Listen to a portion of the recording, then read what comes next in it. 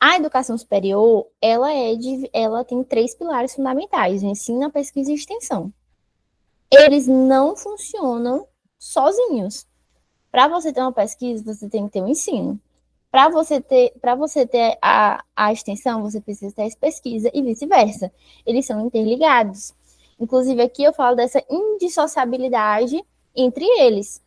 Então, a gente vai explorar um por um, mas sempre tendo em mente que os 3 são interligados. Porque às vezes a gente pensa, não, quando a gente pensa em universidade, a gente só pensa no ensino. A gente pensa naquela parte do professor na sala de aula com o aluno. Mas a universidade é além disso. Inclusive, é interessante você, quando entrar na universidade, procurar não ficar só preso naquilo, só no ensino. Procurar a pesquisa e a extensão. Porque eles vão lhe complementar como profissional, tá certo? Então, assim, o ensino, como eu falei, é a parte mais tradicional, que é o que a gente imagina.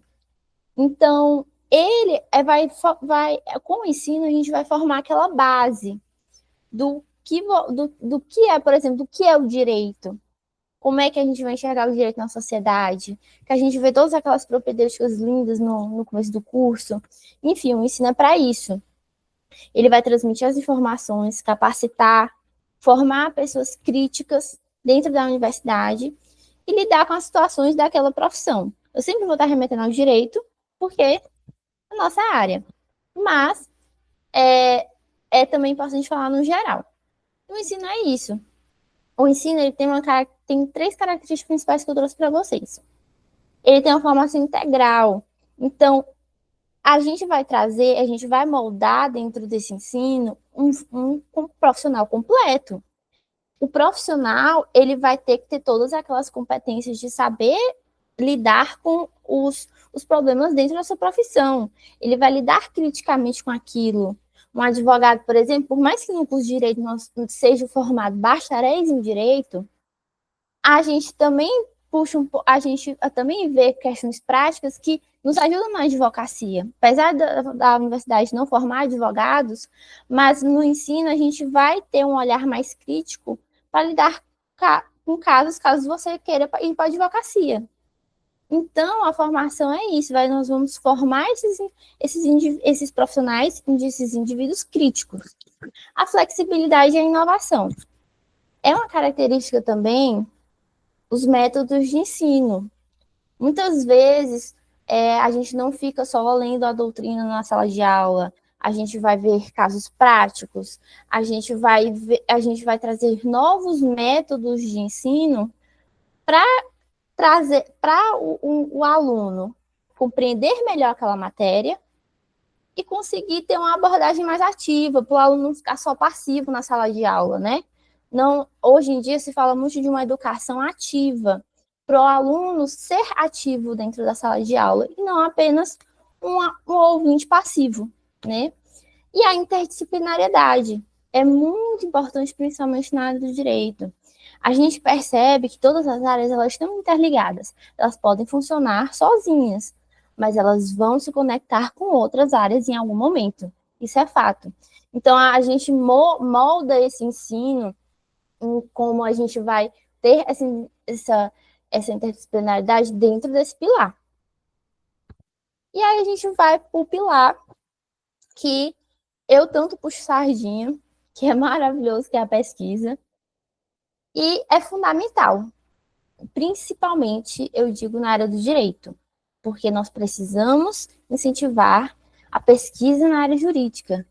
Sem a pesquisa na área jurídica, o direito não sobrevive, porque a nossa sociedade, ela é dinâmica. Uma coisa que na década de 70 que era reprovável, não é reprovável hoje nos dias de hoje, por exemplo. Então, certas condutas mudam. O legislador vai ver de outra forma certas condutas. É um exemplo básico que a gente sempre ouve falar sobre a questão do adultério, que antes era crime e hoje em dia não é mais. Então, nossa sociedade mudou a ponto por exemplo, esse crime não existe mais. Então, é necessário um estudo para o legislador chegar nesse ponto, né? Então, a gente perceber o quanto a pesquisa jurídica ela é importante é fundamental para a gente entender os pilares da universidade, os pilares do ensino superior, na verdade. Então, a pesquisa, ela vai em uma investigação sistemática e científica. Ela vai obedecer certos padrões, como é que eu posso falar? Existir tipos de pesquisas. Quando você, por exemplo, monta um projeto de pesquisa, um PIBIC, por exemplo, na faculdade, é interessante você colocar a sua metodologia. É obrigatório, na verdade. Você colocar a sua metodologia. Então, toda pesquisa tem uma forma de investigar aquele problema, tem uma forma de se posicionar em relação àquela problemática que você está apresentando, tem os objetivos.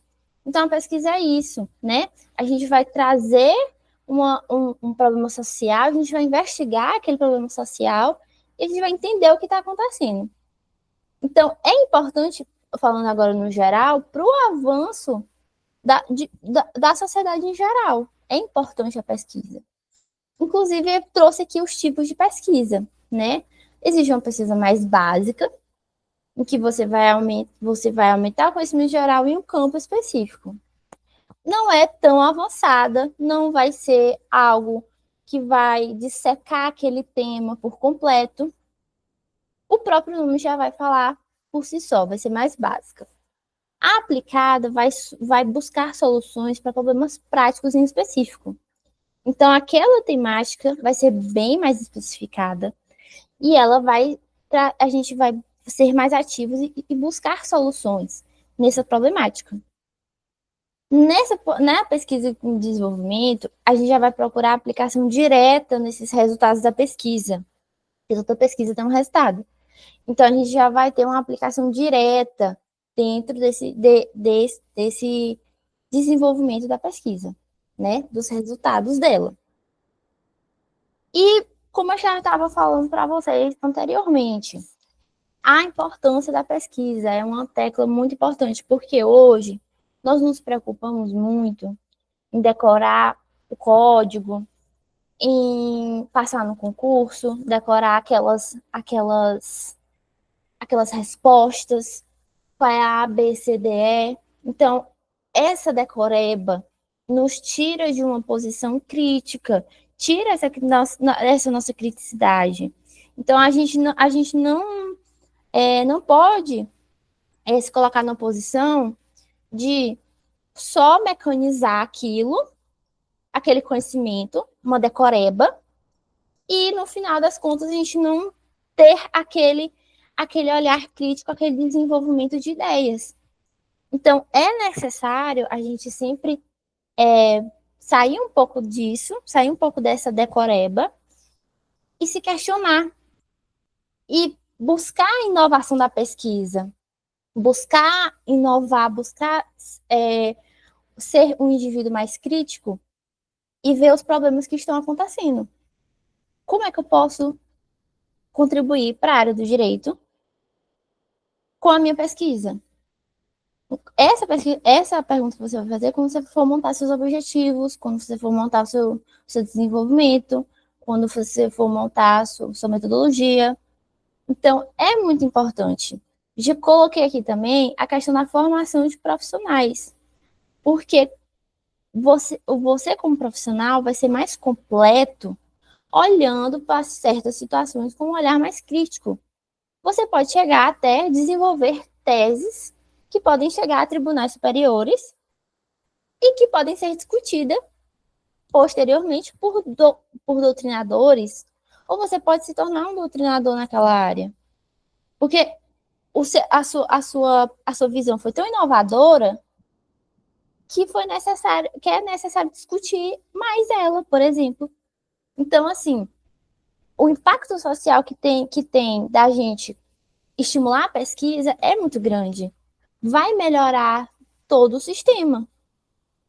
Por exemplo, se você desenvolve uma tese e essa tese ajuda um juiz, por exemplo, a tomar melhor aquela decisão que vai beneficiar a vida da pessoa que está na ponta, o terceiro, que é interessado, isso é muito bom, esse é um impacto social positivo que vai ter. Você, assim, é muito abstrato pensar nisso, mas imaginem só as benfeituras que o Aury Lopes já fez para a área do direito penal. O Aury Lopes, um dia, foi um pesquisador na universidade. Então, ele com a pesquisa e desenvolvendo a criticidade dele como pesquisador, acabou ele se tornando um doutrinador muito famoso, e hoje em dia, ministros dos tribunais superiores citam ele nas suas decisões, porque a pesquisa dele ajudou esses magistrados. Então, assim, esses julgadores, então, que impacto social tem, né? O impacto social positivo é muito importante.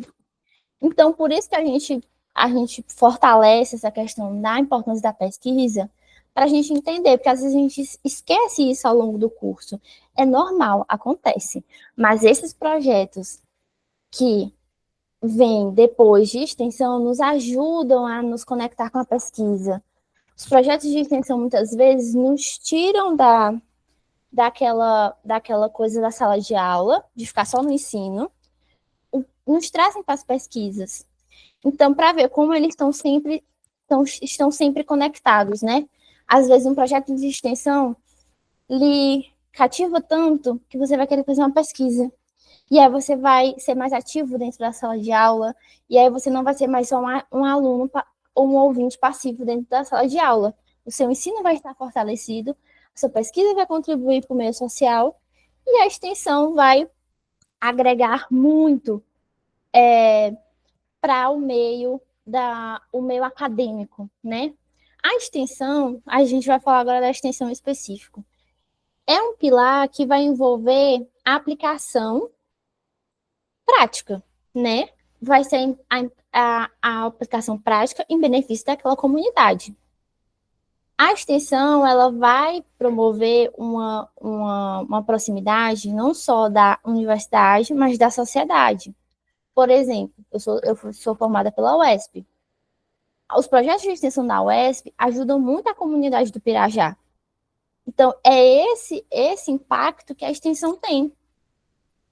Eu posso citar como exemplo, para não ficar só falando aqui, o que são as atividades de extensão. Não, vou dar um exemplo. Uma empresa jurídica da UESP deu consultorias, é claro, assistido por professores, que são advogados, deu umas consultorias para a comunidade. O que você está precisando? O que é que qual é o seu problema? A gente pode lhe direcionar para aquele lugar, para aquele outro lugar. E isso traz uma prática muito boa para os alunos. Os professores se desenvolvem, crescem como profissionais. E a extensão traz um impacto social positivo. Nesses projetos, por exemplo, aqui, coloquei projetos comunitários. Então, muitas vezes na UESP, eu estou citando o exemplo da UESP porque eu sou egressa de lá. Então, por isso que eu vou acabar citando os exemplos de lá. Esses projetos comunitários impactam toda a comunidade do Pirajá. Já ouvi falar também de projetos no Clóvis Moura. Então, aquela comunidade ali perto do Clóvis Moura também vai ser impactada positivamente. Mas também não fica só nessa questão do impacto social. Vai ter também impacto dentro da própria comunidade acadêmica daquele local, com oficinas, cursos, workshops. Quão interessante é você chegar na universidade e ter uma semana de integração daqueles veteranos lhe falando quão interessante é a universidade, quão interessante é o que aquele local pode lhe oferecer. Então, trazer cursos de professores dando uma matéria específica que não tem na grade curricular, por exemplo, é uma forma também de extensão que vai impactar a comunidade acadêmica. E um impacto muito positivo, porque muitas vezes, isso já aconteceu comigo, eu ir para um cursinho que foi oferecido para algum professor ou algum professor que foi convidado fora da comunidade, e eu acabar saindo de lá com dúvidas, e temas de pesquisa? Quão interessante é? Então, mais uma vez, todos os pilares estão interligados, de alguma forma. A importância da extensão, já acabei falando para vocês, dessa questão do engajamento social, de transferência de conhecimento, que todo mundo ganha e se enriquece com essa transferência de conhecimento. E o mais importante, que eu deixei no final, uma formação cidadã. É muito importante a gente contribuir para não formar só profissionais mecanizados e que vão fazer só aquilo que já está assim no modelo, digamos assim. Mas é também contribuir para a formação de cidadãos conscientes e engajados. Nós queremos mudança, nós temos a urgência de mudar nossa sociedade sempre para melhor. Por isso que eu digo no começo, nossa sociedade é dinâmica. Então, a gente formar dentro da universidade cidadãos conscientes e engajados nos auxilia muito nisso. Então, em conclusão, os três pilares da universidade, da educação superior, perdão, eles são interdependentes e complementares. O, o ensino transmite o conhecimento, a pesquisa gera novos conhecimentos, gera aquela inquietação, e a extensão vai aplicar esse conhecimento para o bem da sociedade, o bem da comunidade. Às vezes a gente pensa muito macro, mas é bom pensar também no micro. Como impacta aquela região? Como vai impactar aquela comunidade? Vai ser positivo? Nós esperamos que seja positivo esse impacto. Então, esses três pilares vão formar essa, esse ensino superior, por isso que é tão importante e a gente sempre incentivar a adesão ao ensino superior, né? É muito importante a gente sempre ter profissionais que podem mudar o nosso meio social sempre para melhor. E coloquei algumas referências aqui no meu slide. É sempre importante a gente fazer referências, gente. Não esqueçam de fazer referências em qualquer trabalho que vocês façam. E é isso. Muitíssimo obrigada pela oportunidade. Agradeço muito ao Juropor por abrir esse espaço. E é isso, gente. Boa noite.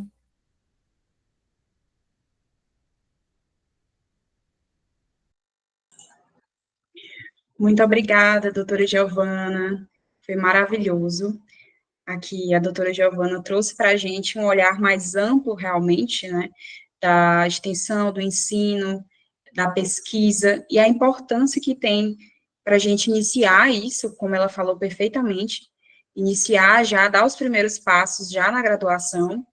Então, trazendo também um relato maravilhoso sobre a forma que ela levou isso na graduação também e como isso influenciou. E eu acredito que influenciará todos nós que nos dedicarmos também à pesquisa, né? Eu vou apresentar aqui, passando para o nosso segundo painel, aqui com a doutora Cíntia, tá? A Cíntia é uma nossa maravilhosa aqui, coordenadora também, coordenadora de pesquisa do Juropó, também participou da organização do nosso evento, tá? É graduada em Direito e vai falar um pouquinho para a gente sobre o currículo Lattes, que é tão, às vezes é um desafio para a gente colocar todas as nossas atividades, todos os nossos eventos no currículo Lattes, e ela vai dar algumas dicas aqui para a gente de como organizar, tanto para seletivos, já que é tão importante assim, né? Doutora Cíntia, já consegue aqui colocar o material, precisa de ajuda?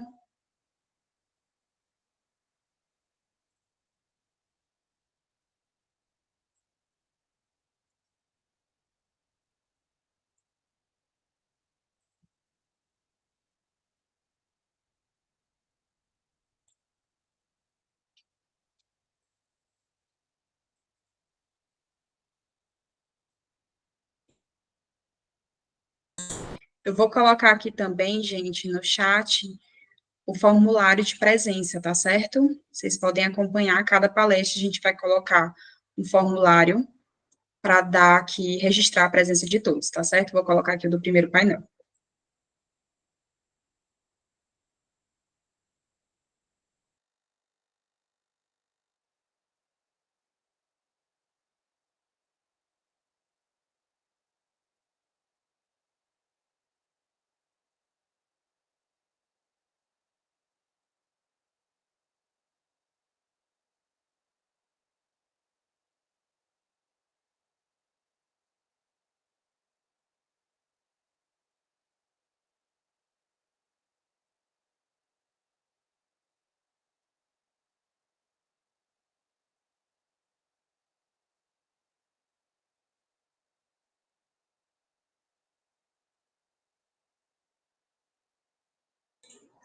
Pessoal, a doutora Cíntia está inserida.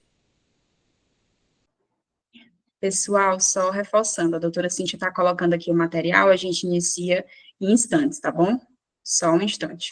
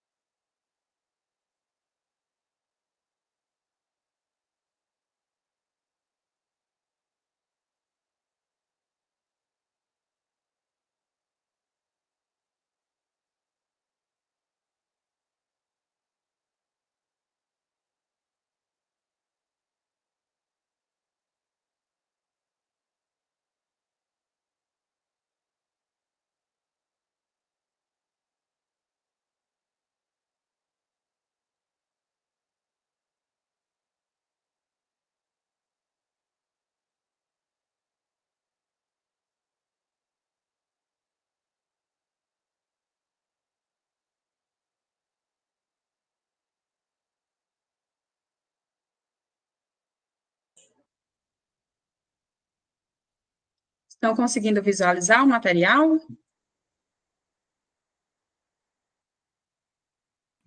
Sim, doutora. Perfeito.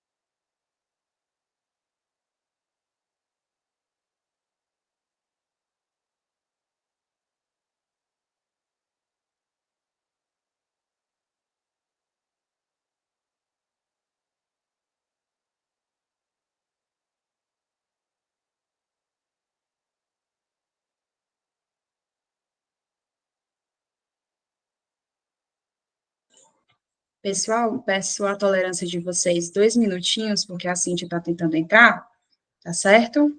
Só uns 2 minutinhos, eu acho que ela vai conseguir a conexão com a internet.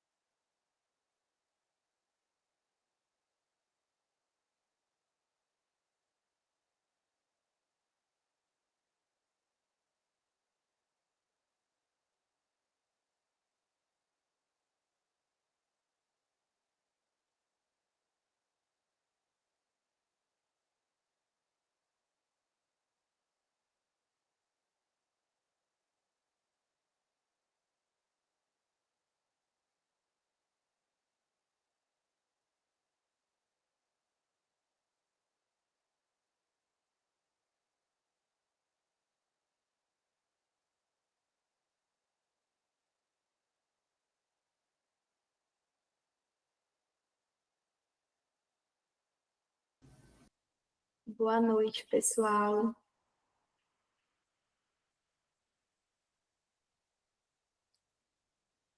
Estão conseguindo me ouvir direitinho?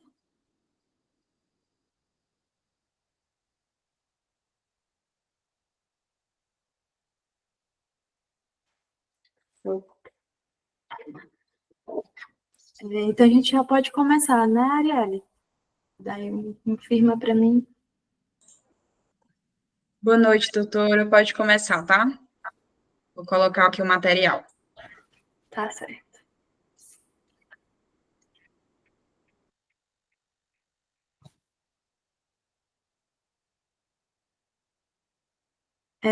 Boa noite, pessoal. Meu nome é Cíntia. Eu fiquei com o segundo tema, que é Introdução ao Currículo Lattes. Eu queria começar me apresentando. Pode passar o próximo slide. Eu sou graduanda em Direito, né? Eu estou no sexto período atualmente, estudo no Centro Universitário Uninova-FAP. Esse semestre assumi a responsabilidade de ser coordenadora de pesquisa do projeto de Europol. E aqui embaixo eu deixo o meu e-mail para, caso queiram entrar em contato depois, já está aqui para vocês terem esse acesso. Pode passar. Eu queria começar falando sobre a história do currículo Lattes, mas é importante a gente frisar o papel do pesquisador no meio acadêmico, porque após ele se formar, os seus estudos, os seus trabalhos como pesquisador, eles vão ajudar tanto no desenvolvimento humano quanto tecnológico. E dessa forma, o currículo Lattes, ele funciona como um baú onde vai guardar esses registros. Só que antes a gente precisa entender o que é o currículo Lattes, a história dele e como ele funciona. Por isso a gente vai dar início ao nosso tema com a história do currículo Lattes. O currículo Lattes, ele é uma modalidade que é destinada a estudantes, a pesquisadores, criado pelo CNPq, meu pai saiu, criado pelo Conselho Nacional de Desenvolvimento Científico e Tecnológico, com a intenção de acompanhar de forma padronizada os cientistas com atuação no Brasil. Com o passar do na verdade, esse início, né, começou lá nos meados de 1980, só que só em 1999 foi criado especificamente o currículo Lattes, né? Pode passar o próximo slide.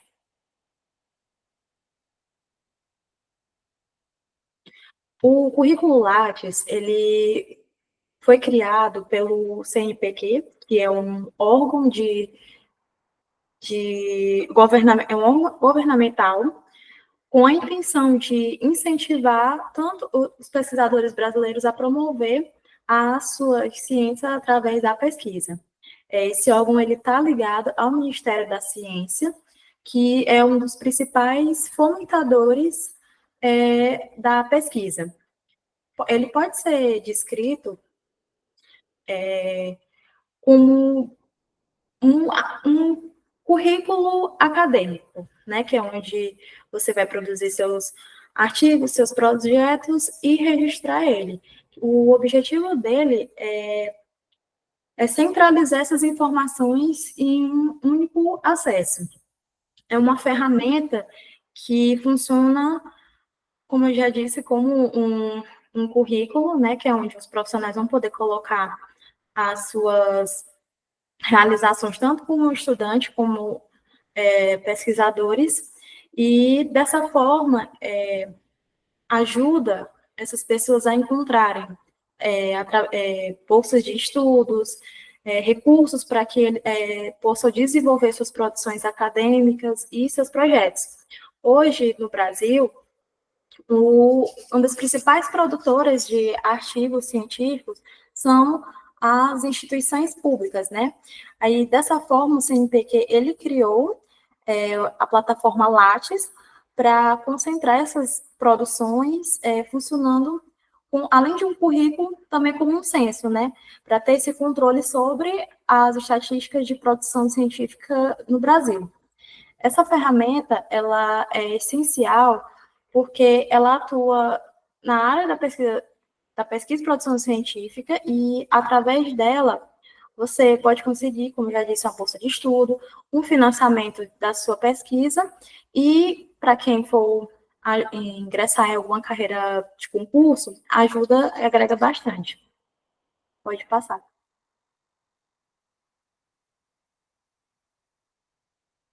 A importância do currículo Lattes é que, como eu já disse, serve tanto para você que quer cursar mestrado ou um doutorado, vai facilitar a forma em que as universidades vão poder ter acesso a essa sua trajetória, se vão saber se você publicou algum artigo, se você teve participação em alguma monitoria, algo relacionado à pesquisa científica, né?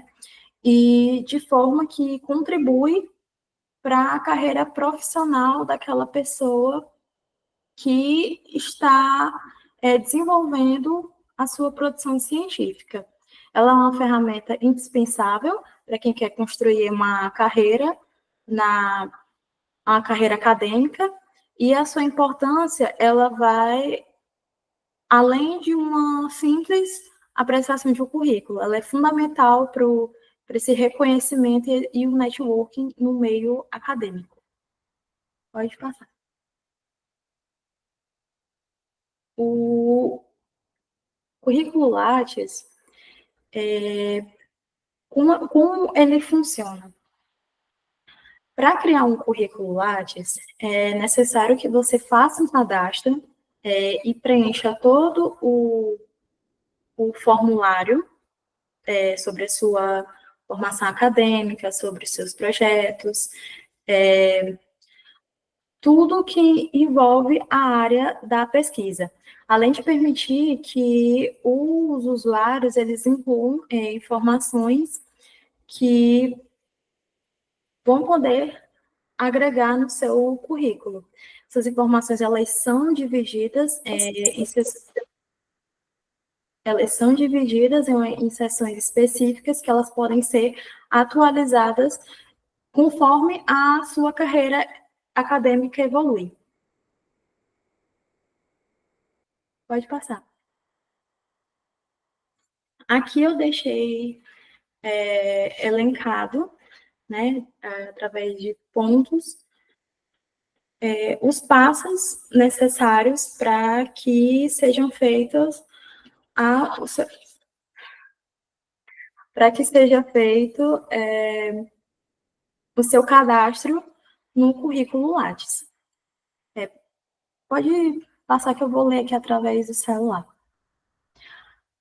Assim que você acessar o site, a primeira tela que vai aparecer é essa, a tela inicial, que é onde você vai cadastrar primeiro o país onde você mora, o seu e-mail, confirmar seu e-mail, criar uma senha, e logo em seguida você vai criar o seu perfil de acordo com as suas informações. Pode passar.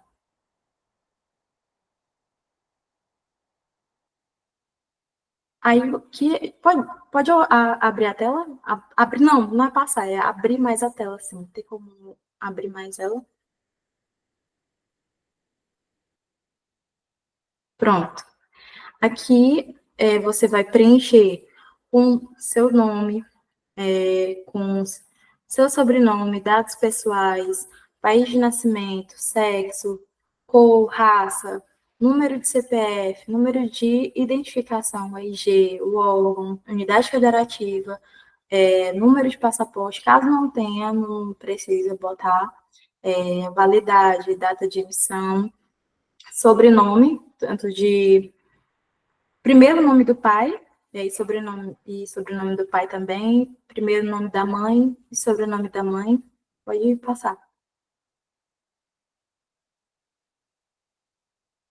Em seguida, é onde a gente vai preencher as informações com base nos dados, no caso, seus dados acadêmicos. Primeiro, a instituição, e como já anteriormente colocado, você tem que colocar o país, o CEP, seu endereço, a cidade, estado, número de celular também, para ser salvo e passar para o próximo passo. Aqui, formação acadêmica. No caso, você vai ter que colocar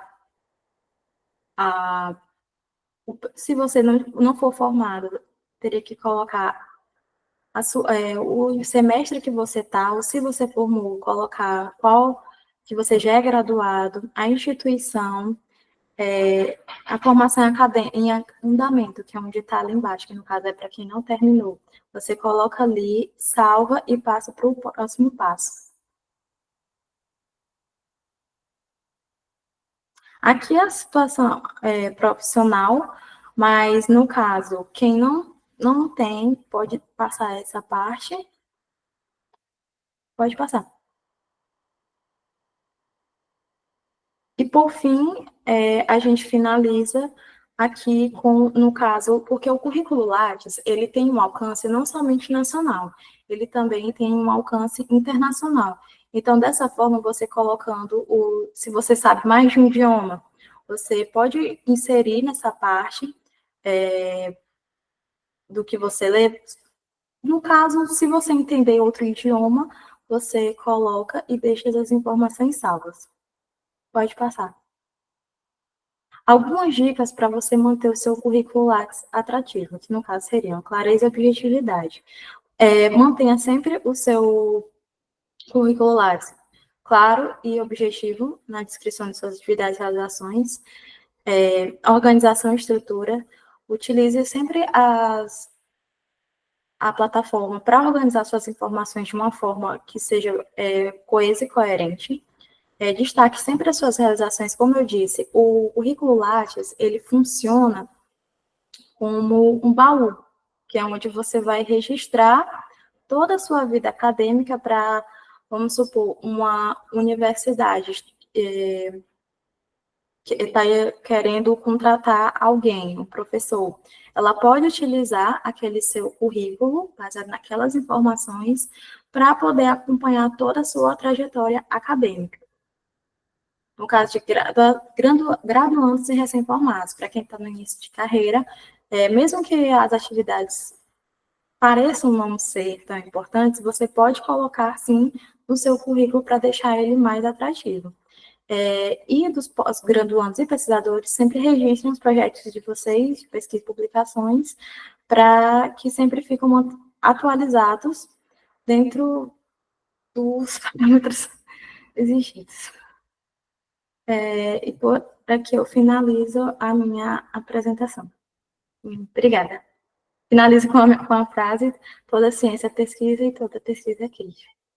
Muito obrigada.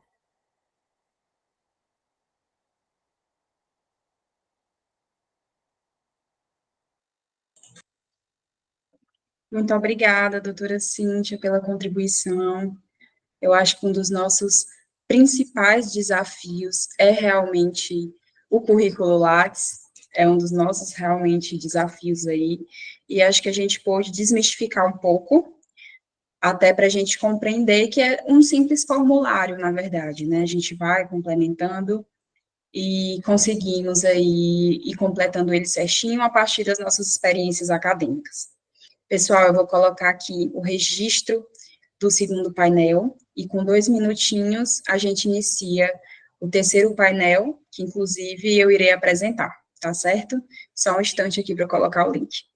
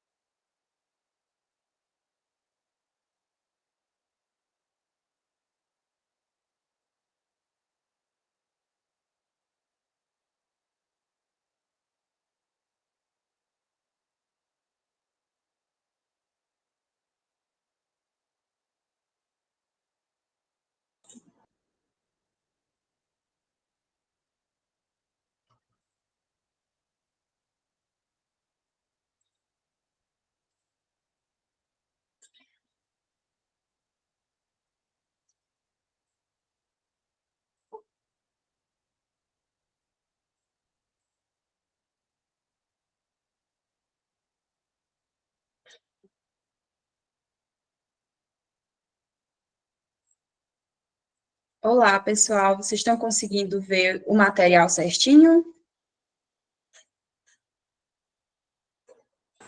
Sim, estou conseguindo. Pronto, perfeito. Pessoal, eu vim aqui, na verdade, com o propósito de conversar um pouquinho com vocês, tá? Sobre os métodos e as nossas ferramentas digitais, que são essenciais para a gente, eu costumo dizer que são essenciais para a gente iniciar na pesquisa. Por quê? Hoje em dia, eu acredito que nós podemos utilizar essas ferramentas digitais para otimizar a nossa pesquisa. Muito se tem falado sobre o uso do ChatGPT, do Gemini, do Copilot, essas inteligências artificiais, como violadores de ética na pesquisa, ou muitas vezes nós juristas, nós advogados, temos visto muitas multas, digamos assim, por litigância de má-fé, referente ao uso dessas IAs, mas, na verdade, a gente sabe que qualquer ferramenta, a depender do uso dela, pode ser um uso que venha a otimizar, que venha a facilitar, que venha a ajudar, mas também, conforme o seu uso, pode nos prejudicar, sim, tá? Então, eu vim desmistificar um pouquinho essa imagem que, às vezes, a gente tem negativa dessas ferramentas. Pessoal, eu me chamo Arielle Dantas, eu sou advogada especialista em Direito Digital e Proteção de Dados. Sou aqui também coordenadora de pesquisa e da área de Direito Digital do Juropol. Sou secretária de pesquisa do Núcleo de Estudos de Direito Digital da UFRN. Também secretária da Comissão de Direito das Startups da UAB Piauí. Mas eu gosto de me apresentar mesmo como apaixonada por docência e apaixonada por pesquisa jurídica. Eu digo que é uma das minhas paixões mesmo, tá? E aqui eu quero ser, na realidade, uma facilitadora, então eu me coloco muito à disposição para a gente conversar durante essa apresentação, não se sintam tímidos, podem conversar, podem ligar o áudio, podem mandar perguntas, e eu pretendo responder da melhor forma possível, tá? Eu quero trazer um pouquinho para vocês da relevância da pesquisa jurídica e das suas oportunidades. A pesquisa jurídica, como as meninas anteriormente falaram para a gente, tem uma grande relevância no nosso ser profissional, né? Hoje em dia, a pesquisa ela pode ser iniciada na própria graduação, nós temos programas de iniciação científica, de bolsas científicas nas faculdades, nas instituições públicas e particulares. Então, é uma excelente forma de você se inserir na pesquisa, tá? Hoje em dia, nós temos grupos de pesquisas, muitas instituições, faculdades. Um exemplo aqui, eu participo do Núcleo de Estudo Digital da UFRN. Então, todas essas instituições sempre tem algum grupo de pesquisa em alguma área do direito, ligas acadêmicas que mistam aí o que a doutora Giovana falou, que é o ensino, a pesquisa e a extensão. Nós temos muitos eventos científicos como esse, que nós buscamos proporcionar, estender, tentar incentivar mesmo a pesquisa jurídica, porque eu acredito, eu acho que muitos de vocês vão realmente concordar comigo, que a pesquisa no âmbito jurídico, ela é ainda muito inicial. Eu acho que nós, juristas, nós somos mais ligados à lei, à norma, e a pesquisa, às vezes, ela não é tão amplamente divulgada. E a gente precisa, sim, divulgar isso. A gente precisa, sim, que isso seja incentivado. Eu vou pedir só um pouquinho da... Então, a pesquisa, ela precisa, sim, ser incentivada no ambiente acadêmico, e não só que essa pesquisa fique no ambiente acadêmico, mas que ela seja incentivada na nossa vida profissional, porque a pesquisa ela tem um excelente benefício, que é justamente incentivar o pensamento crítico.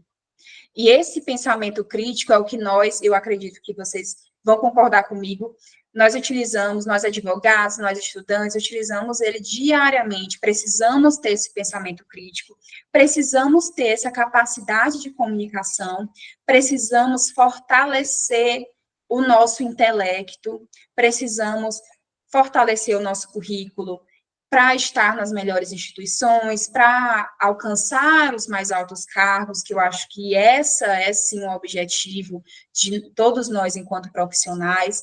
Mas também nessa pesquisa a gente consegue propiciar a inovação e o nosso desenvolvimento pessoal, contribuir socialmente, porque a pesquisa, ela tem esse potencial de desenvolvimento social muito grande.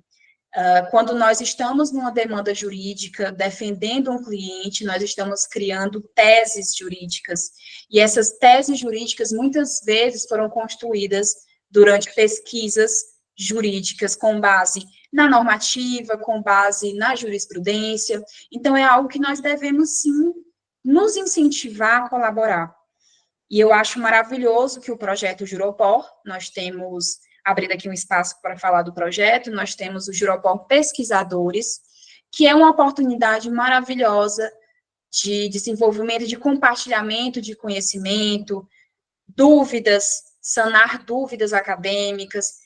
É um excelente momento para a gente compartilhar ideias, tá? Então, veja que a relevância da pesquisa jurídica é gigantesca, e as oportunidades que essa pesquisa jurídica nos proporciona também é gigantesca, porque existe aí um desenvolvimento profissional muito grande, tá? Aqui, o meu maior objetivo com vocês é desmistificar um pouco da IA, tirar um pouquinho dessa visão negativa da IA, porque a IA é uma aliada na construção da nossa pesquisa, tá?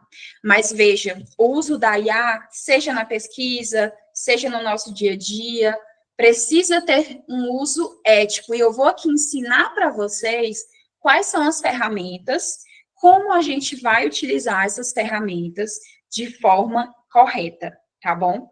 Então, a primeira coisa que eu digo para vocês é: vocês precisam transformar a IA em uma aliada na construção da pesquisa de vocês.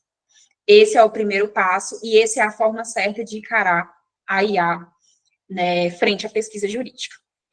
Quando nós vamos iniciar uma pesquisa jurídica, a gente não começa já escrevendo, né?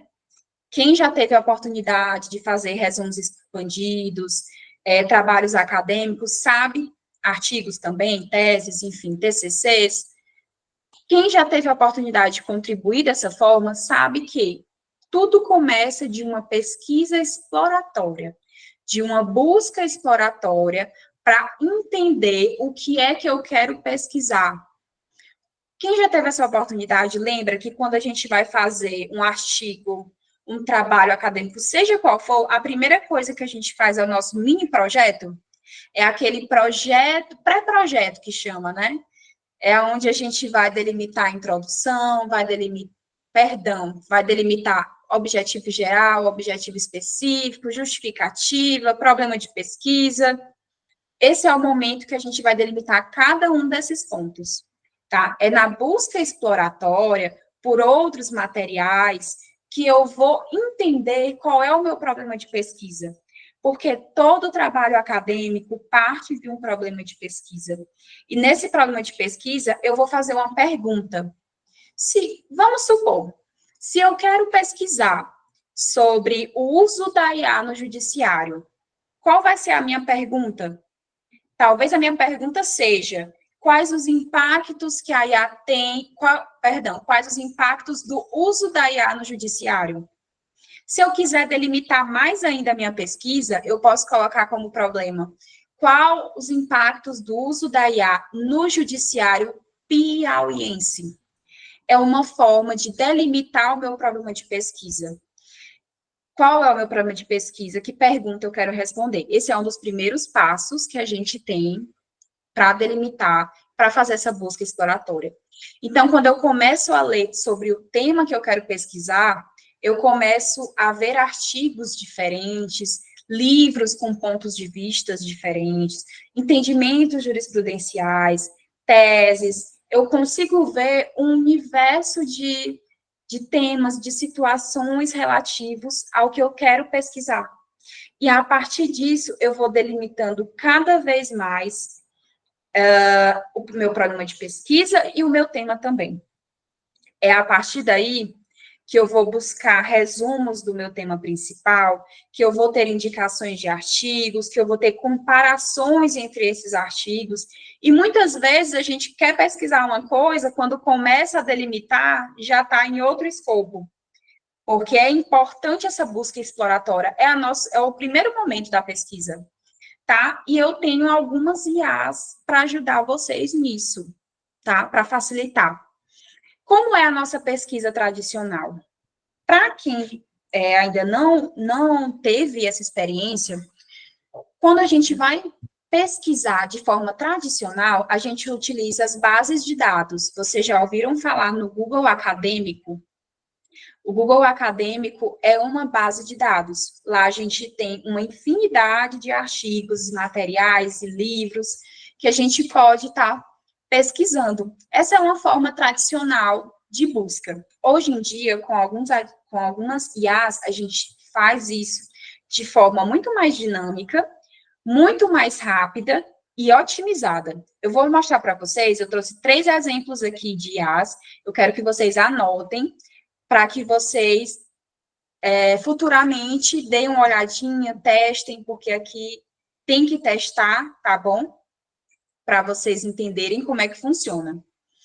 Temos aqui o Elicit, o Consensus e o CISPACE, tá? O que eu gosto muito de usar é o CISPACE. Não sei se vocês já ouviram falar no CISPACE, mas ele é muito usual para fichar artigos, para ler artigos, porque ele faz uma leitura dinâmica. Como é que funciona? Vocês vão fazer, lá vai ter uma caixa de pesquisa, como se fosse o Google, tá? É uma plataforma gratuita, tá, gente? Vocês podem acessar aí, mexer. Tem a fórmula paga, mas tem a gratuita também, tá? Voltando aqui, como é que funciona? Você faz uma pergunta, você insere um tema, por exemplo, qual o impacto da IA no judiciário?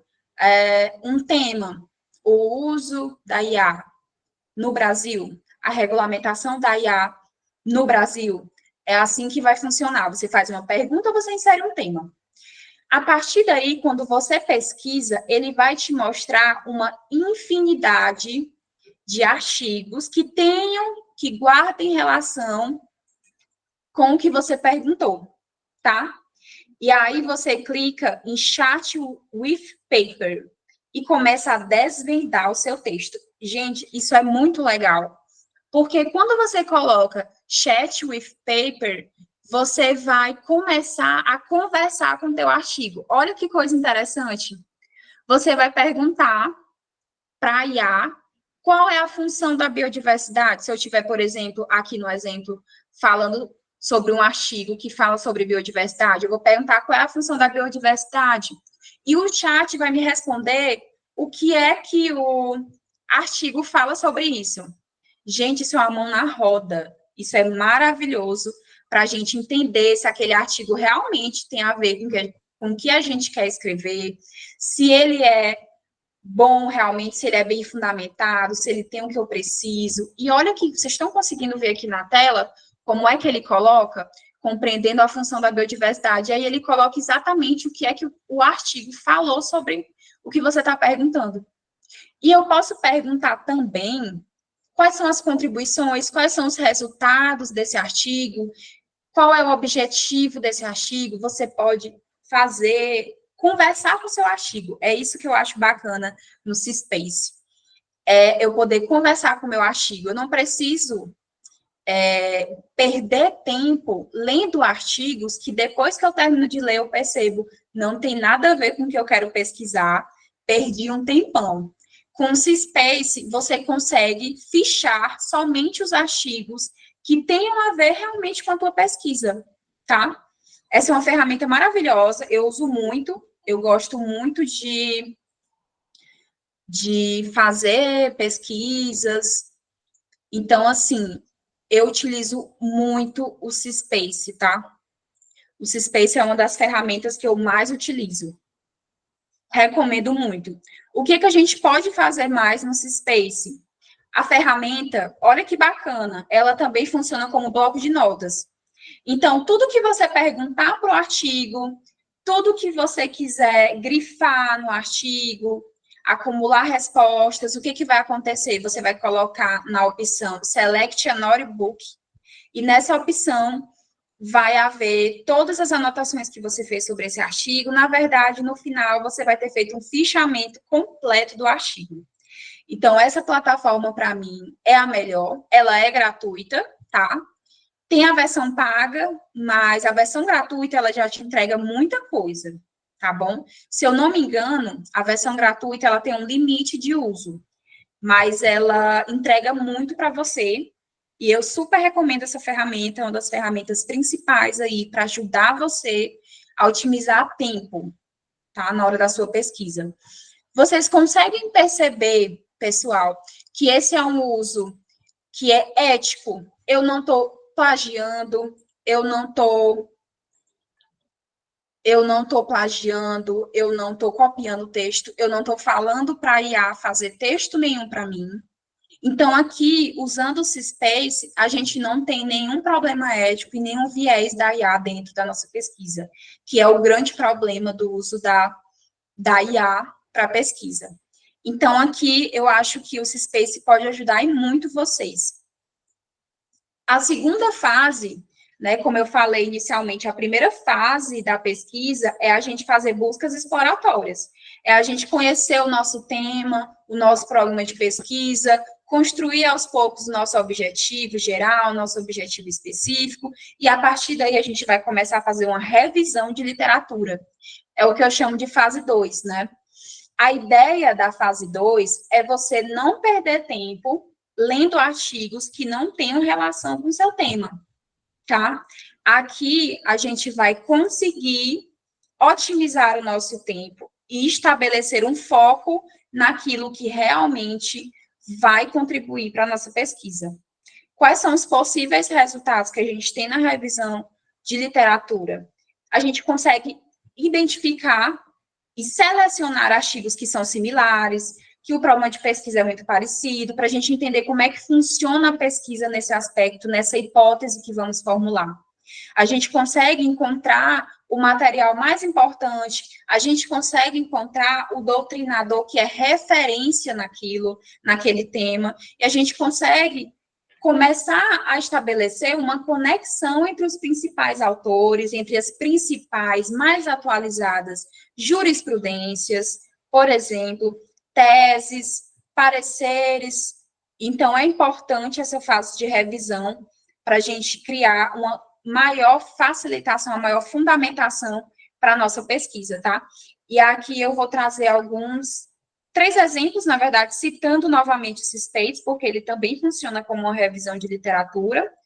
O Reset Hobbit, que também é maravilhoso, e o Litmaps, que para mim também é muito bom para quem gosta de visualizar assuntos com mapas, tá? O Litmaps, ele faz uma interpretação do que você está pesquisando, de forma a fazer um mapa. Vocês estão conseguindo visualizar essas bolinhas? Essa bolinha mais escura, ela é o principal artigo. Deixa eu mostrar para vocês como é que funciona. O Litmaps, ele é um pouquinho mais complexo, tá? Ele vai exigir um pouquinho de esforço interpretativo. Mas olha como é que ele funciona. Você vai inserir um tema, tá? O tema que você quiser pesquisar, e ele vai te mostrar um monte de artigo, mais ou menos como funciona no Syspace. Só que, dentre esses artigos, você vai escolher o seu artigo principal. Vamos falar que vai ser o A1, é o artigo principal. Esse é o artigo, o tema, é igual que eu quero pesquisar. Esse é o principal, o mais importante artigo. A partir daí, quando você define qual é o seu artigo principal, a IA vai gerar um monte de bolinhas ao redor ali do seu artigo principal, com sugestões de um mapa. A IA vai gerar um mapa com vários artigos que são ramificações do artigo principal. Então, aí você vai conseguir ter uma noção de quais artigos têm a ver com o seu artigo principal. As recomendações de artigos vão ser muito similares. Então, você já vai ter ali, o Litmaps é muito legal, porque ele já vai estabelecer a conexão entre todos os artigos que você pesquisar. Você imaginou usar um IA que já vai te dar todo o teu material de pesquisa? Ela já vai te dizer o que pesquisar, onde pesquisar, é só você fichar, ler os materiais, porque ela já te deu quais são os materiais para você ler. E eu acho que uma das maiores dificuldades que a gente tem na pesquisa hoje é selecionar bons materiais. É você não se perder na infinidade de material que a gente tem na internet. Antigamente, quando a gente queria pesquisar alguma coisa, quando não tinha internet, nós íamos para os livros. E nem sempre a gente encontrava um mar de livros à nossa disposição. Então, era muito mais fácil, vendo desse viés, nós selecionarmos os livros que nós realmente iríamos ler ou queríamos fazer como objeto de pesquisa, porque eram poucos à nossa disposição. Hoje em dia, não. Hoje em dia, a gente tem essa facilidade de pesquisa, mas, ao mesmo tempo, a gente tem uma dificuldade de selecionar bons materiais. Então, gente, o Litmaps é maravilhoso para isso. Ele já vai te direcionar quais são os materiais similares àquele que você escolheu. Então, diminui muito o risco de você começar a tangenciar a sua pesquisa, porque você já vai ter tudo ali muito mais direcionado para você construir uma pesquisa muito melhor, tá? Então, o mapa, ele vai ser gerado automaticamente pela IA, tá bom? Será sugerido outros artigos, tá bom? Vão ser sugeridos vários outros artigos. E o mapa, ele vai ser organizado de uma forma muito bacana, porque ele vai ser organizado como levando-se em consideração a quantidade de citações e o período. Então, ele vai ser gerado assim, ó, como se fosse um gráfico. Aqui vai ser o período e aqui vai ser a quantidade de citações. E aí você vai conseguir identificar quais são os artigos que ele selecionou que tem mais citações, quais são os mais recentes, só de olhar para o mapa.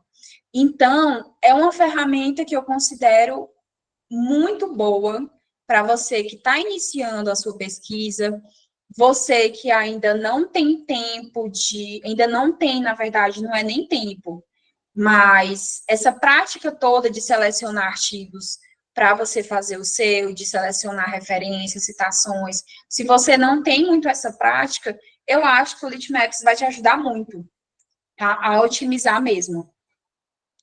Fase 3. Essa fase aqui é a que às vezes a gente trava, que é a escrita. Às vezes a gente está escrevendo e dá aquele branco, ou não sabe mais para onde ir, o que escrever. É muito comum, isso é muito natural. E também a parte da formatação, que eu acho que se eu fizesse um formulário de dificuldades de pesquisa, a formatação eu acho que seria uma das mais votadas como uma das maiores dificuldades, né? Na formatação, a gente usa muito a formatação ABNT, tá? Que eu particularmente amo formatar, gente. Eu sou meio que a louca da formatação. Eu amo a ABNT, eu acho que eu sei a ABNT de cabo a rabo, referente à formação de trabalhos acadêmicos, porque utilizo muito, né? Então, para mim, eu já acho muito fácil. Mas uma pessoa que não tem o contato, ela vê aquele horror de normas, bota uma vírgula, bota um autor, bota autor, ano, página, ela fica confusa, é normal, é natural. Então, ela se torna uma grande dificuldade a formatação de materiais de trabalhos acadêmicos, tá? E uma coisa que eu vou dizer logo, e eu coloquei bem no slide, gente, a IA, ela não vai escrever por você. Ela não vai escrever, ela até consegue escrever por você, mas você vai incorrer num grande erro ético e vai incorrer no plágio, tá? Isso é certeza. E isso é um dos maiores desafios acadêmicos. Muita gente me pergunta, Arielle, me diz uma coisa, Se eu fizer um trabalho acadêmico todo baseado na IA, se eu pedir para a IA escrever para mim, ela vai escrever? Vai. Eu sempre digo, vai escrever para ti. Mas qualquer programa hoje em dia, gente, eu vou falar uma coisa para vocês. Enquanto a gente evolui com ferramentas, a gente evolui nos dois lados. A gente evolui tanto no sentido de conseguir que a IA redija textos, que ela utilize, se a gente colocar materiais dentro do chat GPT, por exemplo, e pedir para ele fazer um texto sobre o material que a gente colocou, ele vai fazer. Mas, por outro lado, nós já temos ferramentas muito utilizadas, principalmente por professores, por acadêmicos, que conseguem identificar que aquele texto ali foi de IA. Vocês sabiam disso? Hoje em dia, a gente já tem ferramentas, tá?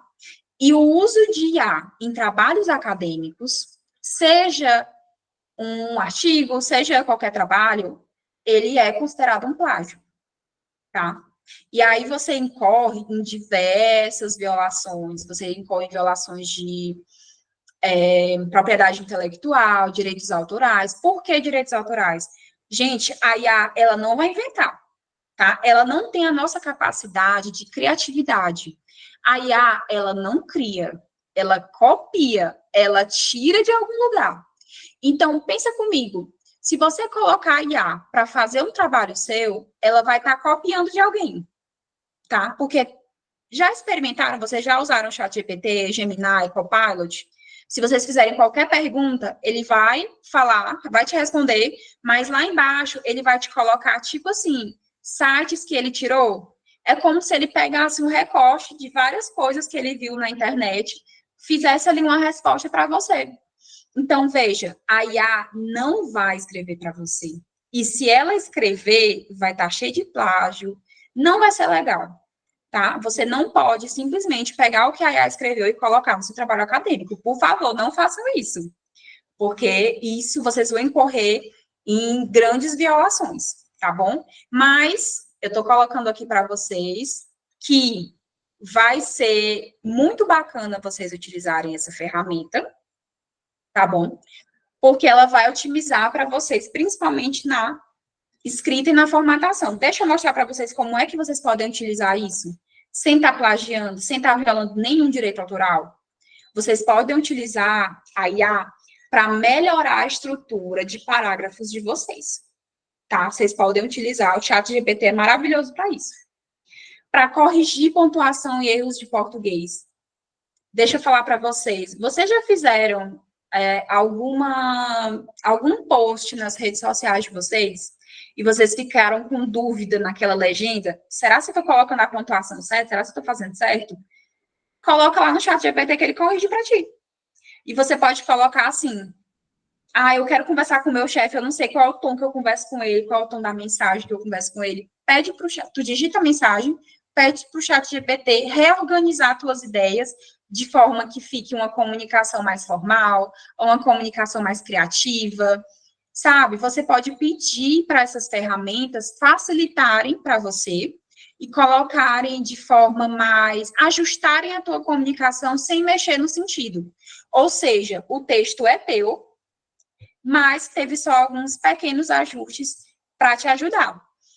O ChatGPT, o Gemini, o Copilot também, eles vão fazer traduções. Eu uso muito para fazer traduções, né? Eu estou no curso de inglês, recentemente eu estou fazendo um curso de inglês, e aí tem muita palavra que eu não conheço, tem muita palavra que eu fico com dúvida. Então, assim, o que eu faço? Eu coloco lá e peço para ele traduzir. Mas você poderia botar no Google Tradutor. Poderia, mas no meu celular eu tenho o Gemini, o aplicativo, né? Eu tenho o aplicativo do ChatGPT, então é bem mais fácil para mim do que colocar no Google Tradutor. E ele explica também, sabe? Ele te dá sinônimos, ele explica, pergunta qual é o contexto da frase que você quer utilizar. Então, assim, ele ajuda muito a gente nesse sentido. E melhora também a síntese de ideias. Às vezes eu quero falar uma coisa, só que eu não estou soando exatamente do jeito que eu quero falar. Pede para o ChatGPT organizar as tuas ideias, mas pede para ele também manter a ideia do que você está falando, tá? Porque é muito importante ter essa situação de manter o que é necessário realmente para a gente manter na nossa comunicação e não incorrer em nenhum tipo de plágio. Aqui eu coloquei para vocês as mais usuais, eu acho que todo mundo conhece o ChatGPT. Gemini também veio aí, eu gosto muito de usar o Gemini, eu acho ele mais inteligente do que o ChatGPT, inclusive, se vocês não tiverem a oportunidade de utilizar o Gemini, utilizem. Antes eu gostava muito do Copilot, que é da Microsoft, ele é maravilhoso, tá? Mas hoje eu confesso para vocês que o Gemini, ele roubou meu coração. Então, se eu puder realmente indicar para vocês uma IA muito boa, eu indicaria o Gemini. Assim, para o dia a dia mesmo, ele resolve muita coisa. Mas o ChatGPT está cada vez mais atualizado. O Copilot, ele tem essa questão da individualidade. O Copilot, a depender do que a gente queira perguntar para ele, ele entende muito fácil o que a gente quer perguntar para ele, tá? O Copilot, ele, assim, é como se, à medida que eu fosse perguntando para ele, claro, gente, que todos vão ter esse perfil, tá? À medida que a gente vai perguntando, ele vai entendendo o nosso perfil. Mas o Copilot, eu sinto que ele traz uma individualidade maior, sabe? Parece que ele aprende mais rápido, tá? Então, é muito legal. Dica para as meninas e meninos também. Mas as meninas eu acho que gostam mais, que é fazer mapa astral, essas coisas. Já tentaram fazer mapa astral com o ChatGPT? É maravilhoso, viu? Ele dá certinho e é muito bom. Mas bobagens aqui à parte, são ótimas ferramentas para formatação e para escrita. Às vezes, como eu falei para vocês, eu tenho muita facilidade com a questão da formatação ABNT, porque eu faço muito, né? Quando a gente faz uma coisa muitas vezes, a gente acaba assimilando com mais rapidez. Mas, às vezes, tem algumas citações, referências, que eu ainda fico na dúvida. Será que isso aqui é um ponto, uma vírgula? E aí eu peço para o Gemini fazer para mim, e ele faz direitinho. Então, é uma ferramenta também para você usar para fazer suas referências. Apesar de que um site que eu gosto muito de fazer referência e que sai fácil, o Gemini dá para você fazer, mas às vezes ele não faz. Ele é meio bipolar, às vezes ele faz, às vezes ele não faz. Mas o Paperpal é exatamente para isso, tá? É para você fazer referências, ele vai organizar a referência ABNT para você, e ele também faz uma coisa muito legal, que é converter, por exemplo, tem uma forma de formatação que é aba, tá?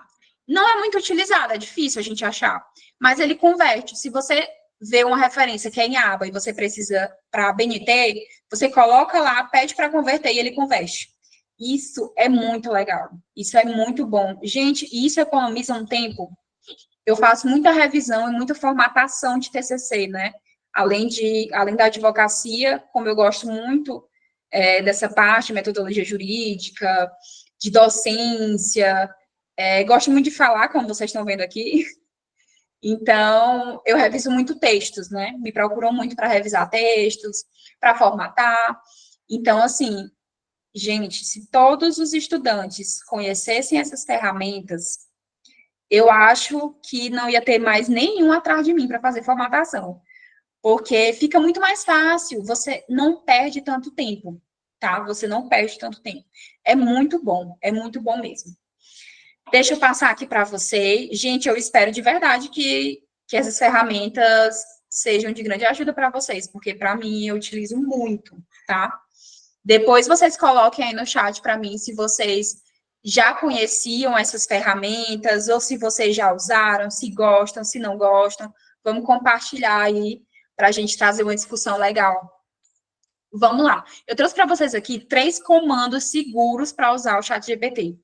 Uma coisa, muita gente não sabe utilizar a IA. Por que eu digo isso para vocês? Porque até para a gente fazer um pedido, a gente precisa saber pedir, tá? Então, assim, não é colocando de qualquer jeito na IA que ela vai entender o que você realmente quer falar com aquilo. Então, você tem que deixar muito claro para ela o que é que você quer realmente colocar. Então, assim, tem muita coisa aqui que você tem que fazer uma leitura mesmo e saber repassar o que você quer. Por exemplo, eu trouxe aqui 3 tipos de comandos. Um comando para você organizar frases no parágrafo, que é como eu falei para vocês. Às vezes, quando a gente está numa pesquisa, gente, pesquisa é uma coisa, como é que eu posso dizer para vocês? É uma coisa que cansa, é uma coisa difícil, tá? Você tem que ter resiliência, você tem que ter vontade de aprender aquilo. Então, muitas vezes a gente está aqui trabalhando num texto e para organizar as frases, aquilo se torna muito repetitivo, sabe? Quantas vezes vocês estão copiando, vocês advogados, eu acho que vão entender também, vocês estudantes que fazem trabalhos acadêmicos, às vezes a gente copiou uma coisa, parou, foi voltar a escrever novamente e está escrevendo, às vezes, a mesma coisa, ou não está coerente, ou não organizou muito bem o parágrafo. O ChatGPT vai te ajudar muito nisso. Tá? Eu coloquei aqui como exemplo o ChatGPT, mas esses comandos vocês podem usar para qualquer IA no sentido que atue como ChatGPT, como o Copilot, como o Gemini também, tá? Que olha como é que funciona esse comando, para vocês verem que para pedir tem que saber pedir também. Revise este parágrafo para melhorar a estrutura e fluxo de ideias. Olha a dica, olha o pulo do gato. Não retire nenhuma referência, não adicione nenhuma referência, mantenha a ideia original. Sempre que eu vou pedir alguma coisa para o ChatGPT de revisão de texto, de correção gramatical, eu sempre faço esse finalzinho. Não retire nenhuma referência, não adicione nenhuma referência, mantenha a ideia original. Por quê? O ChatGPT, ele tem uma rede, todas as IAs, gente. O que é uma IA? A IA é um sistema de dados, tá bom? É um sistema de dados. Então, qualquer resposta que ela te der vai ter saído de algum lugar. Porque ela é como se fosse uma caixinha, como se eu tivesse uma caixa, que eu botasse um monte de informação, um monte de livro, um monte de papel, e tudo que eu pedisse para ela, ela me desse uma resposta a partir desses livros, a partir desses papéis. A IA é isso. É assim que a IA funciona, a grosso modo, claro.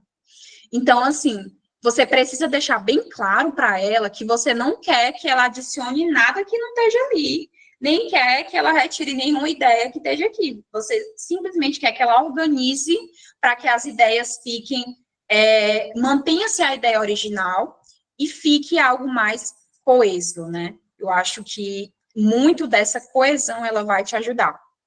Correções gramaticais e formatação. Olha o comando. Verifique se há erros no texto e sugira correções.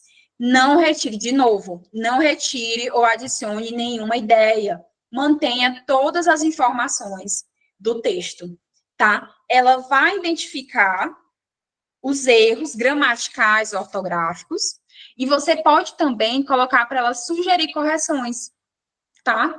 Uma coisa que eu gosto muito de fazer quando eu vou revisar um texto é pedir para ela fazer essas revisões gramaticais, formatação, e eu peço para ela me trazer apontamentos de melhorias.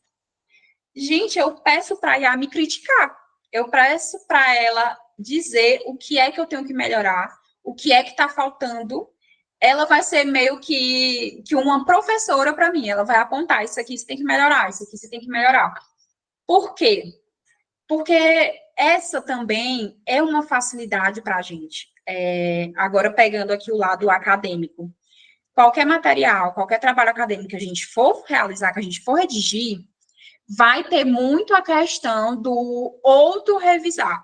O nosso orientador, seja orientador de TCC, de tese, de mestrado, de doutorado, de graduação, de pós-graduação, sempre vai ter alguém para criticar o teu texto. E quando eu falo criticar, é criticar no sentido de te ajudar a melhorar, tá?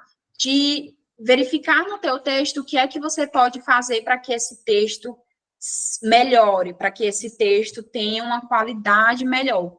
E a IA, ela pode ser o teu primeiro orientador, nesse caso, nesse sentido de fazer com que você redija de forma mais ideal, mais clara, mais objetiva, mais coesa. Então, aqui na estrutura do texto, o comando que eu trouxe pontue tudo que uma introdução deve ter. Por exemplo, eu coloco o texto da minha introdução, Digo assim, ChatGPT, essa é a minha introdução, tá? Essa é a minha conclusão. A minha introdução tem todos os aspectos que ela deve ter. Aí ele vai pontuar. E aí você corrige e depois você pergunta, ok, a partir daí, especifique para mim 5 apontamentos de melhorias para que eu realize no meu texto. Gente, isso é muito legal, porque isso te ajuda muito. Você já vai entregar um material para o seu orientador, por exemplo, que já vai estar revisado. Então, assim, diminui muito mais os possíveis erros do teu texto e te ajuda a crescer na tua escrita, na tua redação. Então, assim, vocês conseguem perceber que o uso da IA é essencial na nossa pesquisa? Eu diria que hoje é essencial. Por que que é essencial? Porque a gente consegue otimizar, e não só otimizar, a gente consegue melhorar a nossa redação, o nosso trabalho, o nosso artigo. Isso aqui faz com que a gente melhore academicamente, tá certo? E o que eu quero trazer de ideia aqui em síntese para vocês? O que é que eu posso fazer com a IA? Eu posso revisar textos, eu posso analisar dados. O que é que eu não posso fazer com a IA? Eu não posso pedir que a IA redija um texto para mim, tá? Não existe isso, não pode. Por quê? Aí eu trouxe 3 principais situações que você vai incorrer se você simplesmente pegar um texto gerado pela IA e copiar no seu trabalho.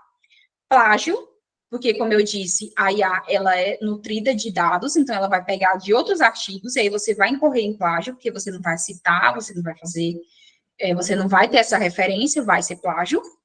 Vai ser uma violação à política de transparência e integridade, porque quando a gente publica um material, por exemplo, quando a gente publica um artigo, publica um resumo, um trabalho acadêmico, a gente assina um termo. A gente está anuindo, dizendo que nós somos autores daquele material. Então, se eu estou dizendo que eu sou autora e eu estou pegando um texto da IA que pegou de outros autores, eu estou violando uma política de transparência, tá? Eu estou burlando o sistema, digamos assim. Então, não pode, tá bom? E eu também posso cometer, pedindo para a IA gerar o meu texto, eu estou cometendo também uma grave infração, uma grave violação aos direitos autorais e às normas de publicação de determinado congresso, de determinado evento científico, editora, enfim. É uma violação clara dos direitos autorais, porque eu não vou fazer referência. Se eu estou pegando da IA, ela não vai me dar referência, não vou botar referência do que é. Vai gerar aí uma bola de neve, tá? Então, fica de dica. Usa a IA para otimizar a tua pesquisa. Não usa a IA para fazer a tua pesquisa, tá? Vamos utilizar. Vejam que com os exemplos que eu coloquei aqui, eu tenho certeza que vocês começando a utilizar esses sistemas, essas IAs, da forma que eu coloquei aqui para vocês, vai melhorar demais, demais, demais, demais o entendimento de vocês, tá?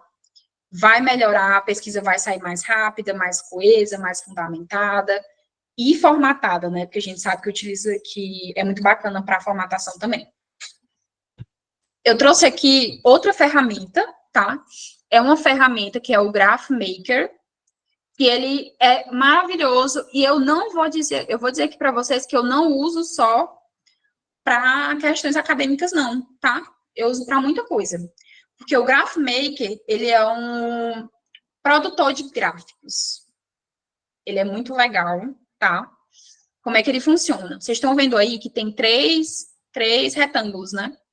Use folhas do Google, que aqui, no caso, é uma planilha de Excel, ou algum documento que você possa.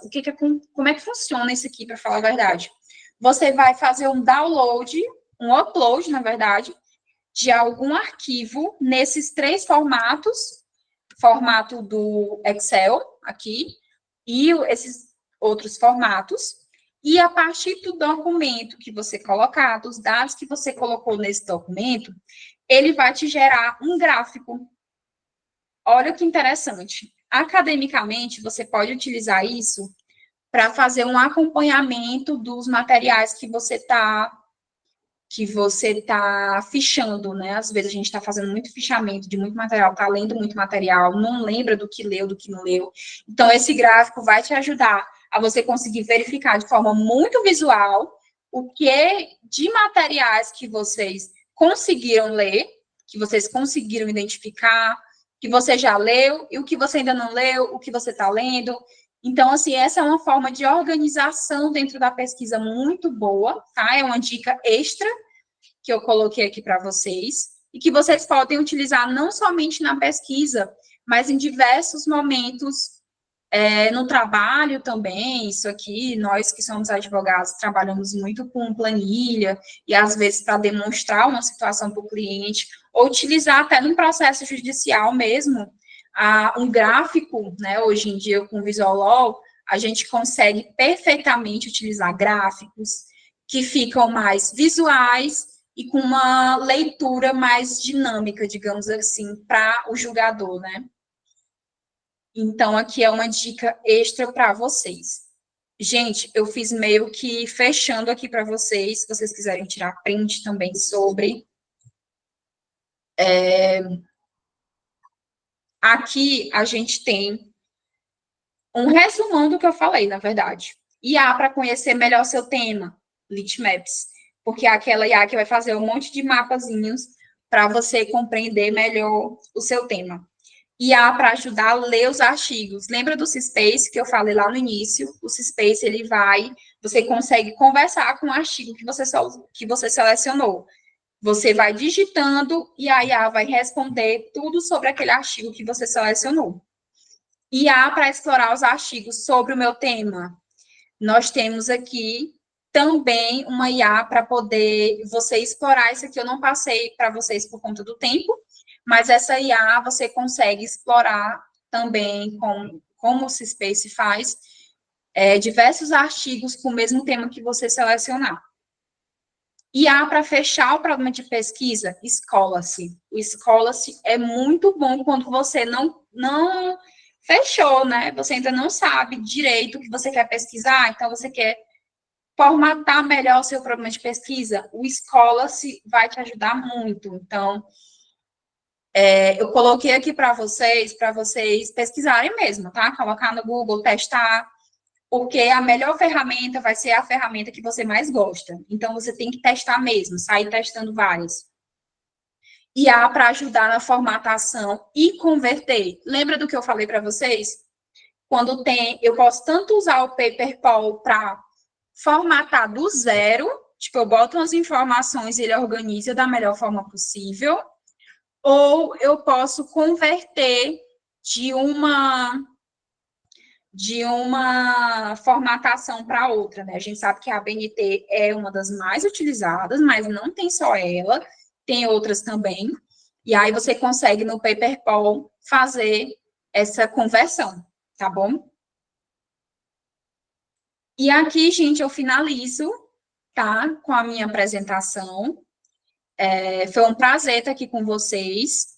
Eu acho que o espaço que a gente tem, o tempo é pouquinho, mas eu deixei aqui para vocês o meu Instagram, o meu LinkedIn, porque qualquer dúvida vocês podem colocar aqui no chat também. Mas pelo Instagram, eu acho que pelo direct a gente consegue conversar melhor. E qualquer dúvida de pesquisa que vocês tiverem, que vocês tiverem alguma dúvida, necessitarem de algum auxílio, eu me coloco à disposição para ajudar também, tá bom? Então, muito obrigada aqui pela atenção de vocês, tá certo? Tem alguma pergunta aqui? E aí, pessoal? Sou eu, Giovana Mayra. Acho que, não sei se vocês estão lembrados. Estou aqui no meu curso de História e assisti um pouco, Arielle. Adorei. Inclusive, eu quero depois ver esse slide, viu? Pronto. Porque A eu gente adoro disponibiliza software. também, né? Os materiais. Tinha um pessoal perguntando sobre os materiais para a gente disponibilizar. para disponibilizar no grupo, eu posso enviar por Estavam e-mail pedindo aqui também. os slides. A gente vê, Os né, como slides. envia. Eu envio por e-mail. Pronto. Pessoal, eu quero convidar aqui vocês para amanhã, segundo painel, que irá ter a doutora Kayla, eu e o doutor Adamilton, tá? Vai ser no mesmo horário, na mesma perspectiva. Vou ver se eu consigo transmitir, porque hoje teve uma maior... Assim, eu fui descobrir que a conta que era Google Meet paga era um e da transmissão era outra, aí deu uma confusão, eu deixei no Google Meet. Mas eu vou tentar vou botar toda essa gravação aqui também no YouTube e vou tentar colocar amanhã no YouTube, tá? Pra gente ter aí um evento mais dinâmico. E deixar gravado Hoje para nós vocês improvisamos assistirem. um pouquinho, né, Giovana? Sim, hoje teve que ter Na verdade, a gente teve que ajeitar mesmo.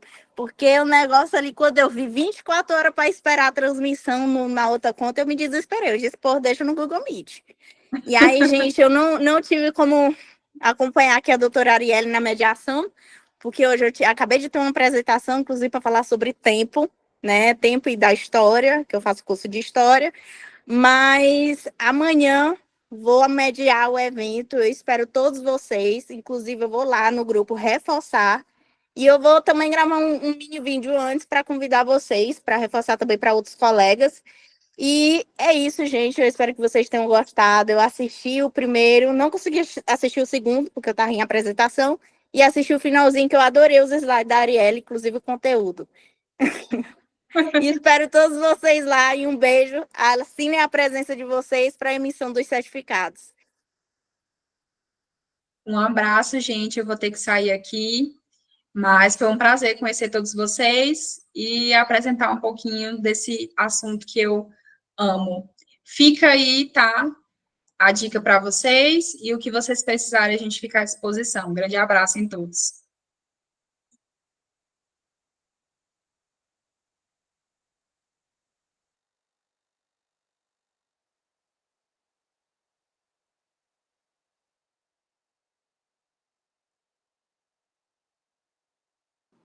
Sobre a presença,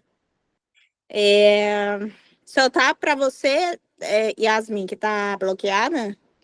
Alguém mais conseguiu fazer a presença? Realizar a presença? Conseguiu, né? Pois, Yasmin, fala comigo, tá bom? Eu tento te ajudar lá. Gente, podem entrar em contato comigo que eu vou tentar resolver essa situação da frequência, tá bom? Pode ficar tranquilo. Eu vou botar meu número aqui para vocês e vocês podem falar comigo tranquilamente. Ó, 986946252. Podem falar comigo que eu tentar ajeitar vocês lá. E um abraço, até amanhã, meu povo. Angélica, bote bem aí seu número de telefone, que aí eu tento falar com você no WhatsApp, não sei se você No tem. WhatsApp, eu vou colocar aqui o meu número, ok? Pronto. Fala aqui.